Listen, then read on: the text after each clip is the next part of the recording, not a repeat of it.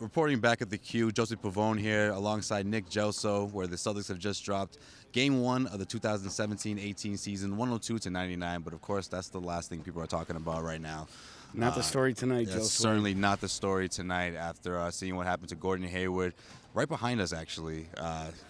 Gordon Hayward. 5 minutes into the game. 5 minutes into the game, less than 6 minutes into it, suffered a very, very bad injury, a gut-wrenching injury for not only him, his teammates, and everyone in this arena, believe it or not. These die-hard Cavs fans, I mean, this arena was completely silent at one point. Yeah, as much as I could pick on Cavs fans now and again, tonight they were classy. Yeah. Everybody was a basketball fan. You saw the outpouring of care and concern for Gordon on Twitter, through the NBA community. You certainly saw it here at the Q. Dude, I have never seen an injury so gruesome. I mean, I wasn't there for the USA basketball when Paul George had it happen. However, Kyrie noted that as being two of the worst injuries he's ever seen, Paul George, Gordon Hayward. Right. What went on in the Cavs locker room? So Cavs locker rooms, you can imagine, you know, it was brought up, the first thing brought up to LeBron James, Kevin Love. I even heard Jeff Green speak briefly about it, how they've almost never seen anything like it. Aside from LeBron James said that he has unfortunately seen similar incidents, but it's never. Well, it's never an easy thing to see. He talked about how the entire team was shaken up, and that was clear just from their body language moments after it happened. You know, everyone huddled around, Celtics and Cavaliers players. So it was a moment that sort of lingered throughout the entire first half after it happened. In the I think it quarter. lingered through the whole game. To be honest with you, the crowd never even really got into the game. We as media, it was very hard to focus. In the Celtics locker room, Brad Stevens, totally emotional. Looks to be a clean fracture, preliminary. Gordon is on his way back to Baptist Hospital in Boston as we speak.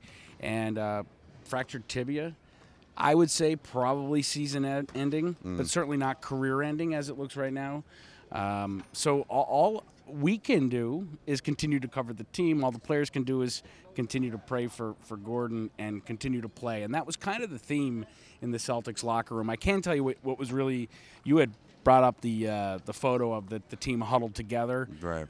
Shemi Ojale led them in a prayer, the team, for Gordon, which I thought was quite touching as well. Yeah, we saw Kyrie Irving appear to be very emotional.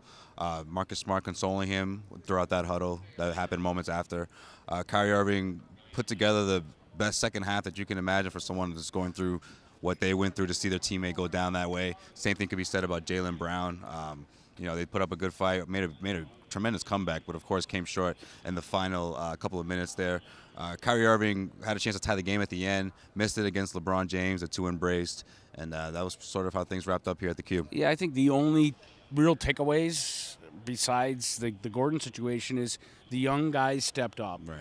Tatum, Brown, really, really stepped up. Brown was exceptionally good. Jayson Tatum had a great third quarter. He said, you know, once he settled in and, of course, the shock of the injury, that second half he felt a lot more comfortable. And what really impacted me, Josue, is all around Cleveland, being here now the last day or so, we've been hearing about Kyrie playing hero ball when LeBron would be on the bench. Yep. Well, tonight I would say Kyrie Irving was a facilitator. He made sure to get all the other Celtics involved, and that's how they stayed in this game. Yeah, he did. Marcus Smart made a couple good plays. I thought that they were both doing a good job of facilitating, and that ignited the comeback, you know, in the second half. Hard to even discuss the game, but we're going to come back for part two and talk about how the Celtics can move forward without Gordon Hayward.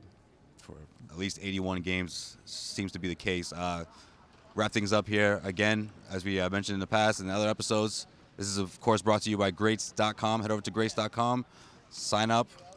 You can get a 15% discount by using the promo code Celtics Roundtable. That's Celtics Roundtable at Greats.com. Stay tuned for part two. Live from the Q, Garden Report.